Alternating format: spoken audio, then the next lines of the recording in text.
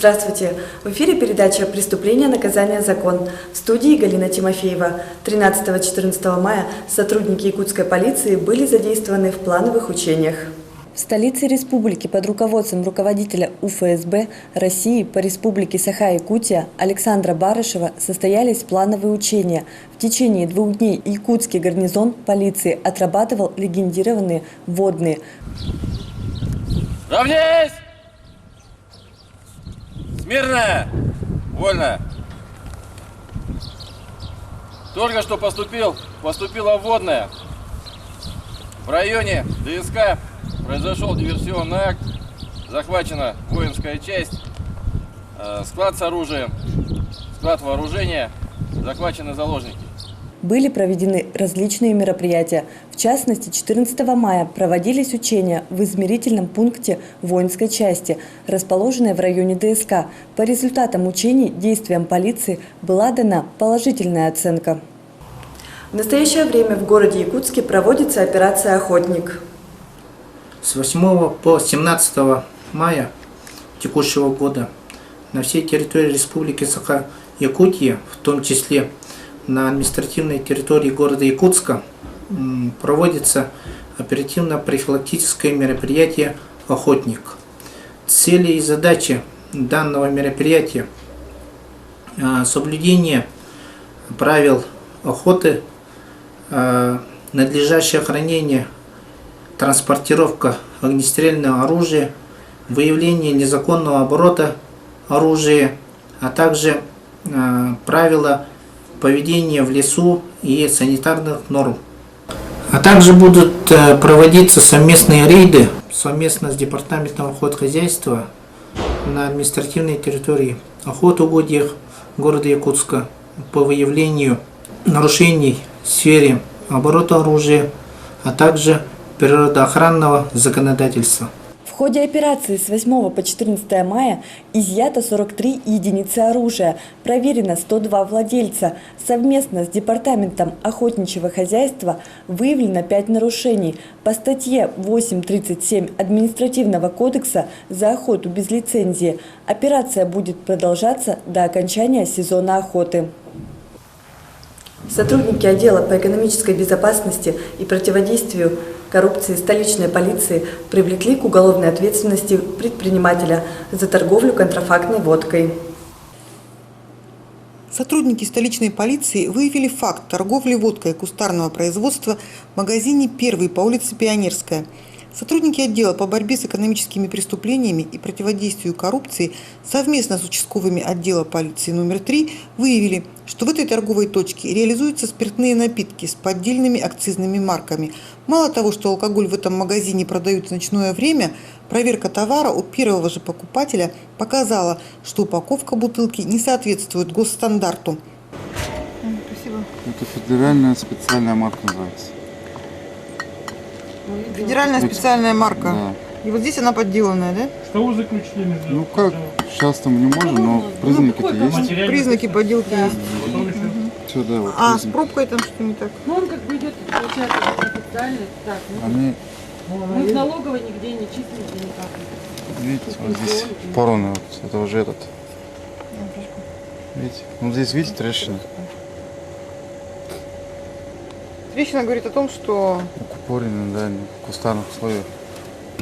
Осмотрев склады магазина, оперативники ОЭП и ПК обнаружили там 4734 бутылки кустарно изготовленной продукции. Особое внимание привлекла водка под названием «Альфа», расфасованная в пластиковые бутылки.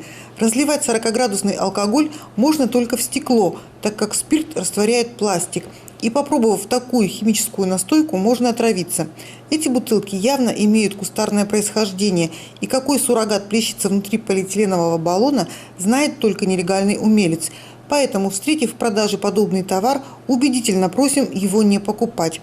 В настоящее время материал находится в производстве у дознавателей столичной полиции. Ведутся следственные действия. Предпринимательница, которая решила нажиться на любителях дешевой выпивки, скоро предстанет перед судом. Отделом по раскрытию разбойных нападений столичной полиции раскрыта кража оружия на улице Пионерской. 6 мая на пульт оператора 02 поступило сообщение о краже огнестрельного оружия из кладовки, расположенной в частном секторе по улице Пионерская. К месту происшествия выехала следственно-оперативная группа Межмуниципального управления МВД России Якутская. Сотрудники отдела по раскрытию разбойных нападений установили, что незадолго до этого события один из знакомых домовладельца, житель Мирнинского района, попросил разрешения оставить в надворной постройке свои личные вещи, в том числе палатку и ружье. Так как переезжал в Якутск, а пока искал съемную квартиру, оставить имущество было негде. Хозяин согласился, и огнестрельное оружие оказалось в кладовке наряду с ненужным хламом и старой мебелью. Примерно в 11 часов дня, когда все обитатели дома были на работе, мимо проходил нетрезвый гражданин, который обратил внимание, что калитка во двор неплотно прикрыта, чем и воспользовался. Мужчина обошел чужие владения, подергал замки и обнаружил, что амбарный замок на кладовке не заперт на ключ, а навешен для виду. Злоумышленник беспрепятственно вошел в хозпостройку и поживился ружьем и палаткой. Как выяснили впоследствии оперативники, палатку он немедленно продал на столичном рынке, а ружье намеревался увезти с собой в Намцы. Но его планам не удалось осуществиться, так как сыщики быстро вышли на след и уже к вечеру были на улице Объездной, где подозреваемый снимал квартиру. Поначалу он не признавался и говорил, что купил ружье на столичке за 1000 рублей. Но сыщики проявили оперативную смекалку и узнали все подробности от его нетрезвой супруги. Отпираться дальше злоумышленнику не было смысла, и он признал свою вину. Возбуждено уголовное дело.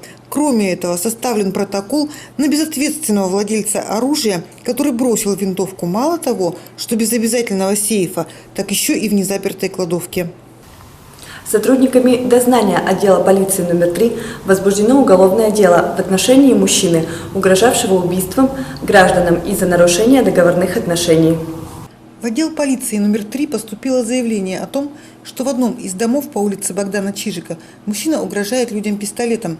Испуганные граждане сообщили, что намеревались купить у него квартиру и передали задаток в сумме около 500 тысяч рублей. Но сделка не состоялась, и они хотели забрать деньги. Отдавать полученную сумму мужчина не спешил. Когда несостоявшиеся покупатели пришли, чтобы потребовать свои кровные, он прогнал их при помощи пневматического пистолета, который они приняли за огнестрельное оружие и очень испугались. На место происшествия выехала следственно-оперативная группа. Однако попасть в квартиру им не удалось, так как подозреваемый заперся изнутри, а его жена и вовсе пыталась ввести сотрудников полиции в заблуждение, сказав, что супруга нет дома. Его там нету, у меня дверь захлопнулась за ложкой. У меня заложка захлопнулась вот здесь. Однако дверь она все-таки открыла. Как выяснили сотрудники, только после того, когда муж выломал на балконе пожарный люк и спрыгнул к соседям. Пришлось обращаться к консьержке и узнавать телефон жильцов снизу, вызывать хозяйку, чтобы она открыла дверь. Но ранее многократно судимый за различные преступления мужчина продолжал играть в прятки с полицией. Его обнаружили забравшимся под диван. Когда в конце концов отец семейства выбрался наружу, он не стал оказывать неповиновение полиции и спокойно прошел в свою квартиру, где передал сотрудникам пистолет. По его версии, виноваты сами заявители, так как пришли толпой, в составе которой было несколько женщин, и напугали семью. Деньги он возвращать не собирается, якобы таковы условия договора. Как на самом деле заключался договор, должен определить мировой суд. Но настораживает тот факт, что подобным образом данный гражданин уже не первый раз забирает задаток за несостоявшуюся продажу квартиры, а также то, что входные двери его соседей, как на этом, так и на других этажах, похоже, не раз были обстреляны пневматическим оружием и имеют характерные вмятины. Однако никто не жалуется, что в общем-то неудивительно, ведь дом-то сиротский. В том смысле, что здесь давали квартиры сиротам.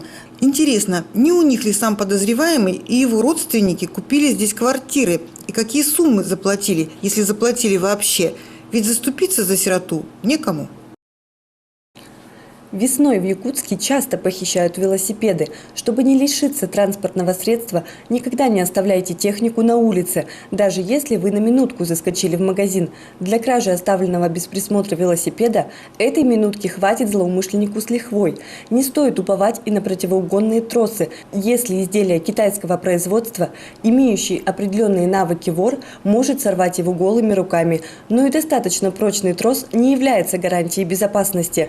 При наличии наличии элементарного инвентаря перерезать его не составляет труда. С этой задачей злоумышленники легко справляются с помощью обыкновенных кусачек. Многие граждане считают, что можно хранить имущество в подъезде, где оно будет скрыто от посторонних глаз, особенно если входная дверь оборудована домофоном.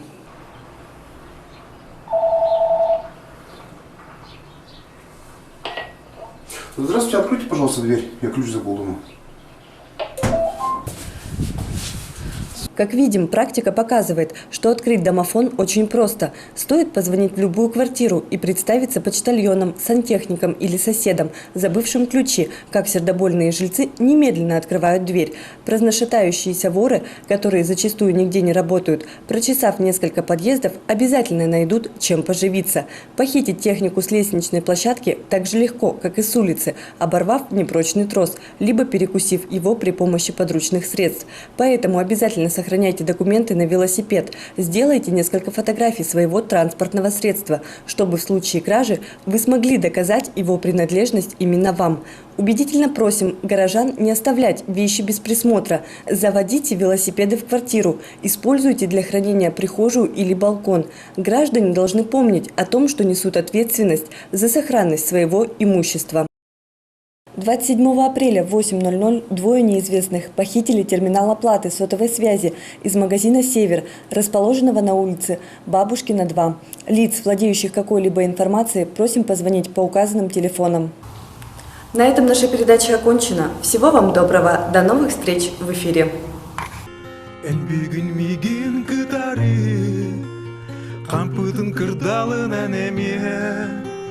Энмеха битин бир тылы, эйгин тапты бүлде бити. Бұста қабыл жанан мен бардым, қарама түге қэ. Эйхэ бәді хәбиппи, бир тылы доғыру. Атты бар туранын алану, Сибекки тупутун кереспе, қарағын олара мен борбар, сыпсыластамақ болан түстілер. Бұста қабыл жалан мен бардым, қараңа түге қэ.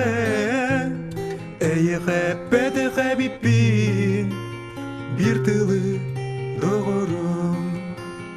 Бұста қабыл жалан мен бардым, қараңа түге қэ. Әйіғі бәді қәбіппін, бір тылы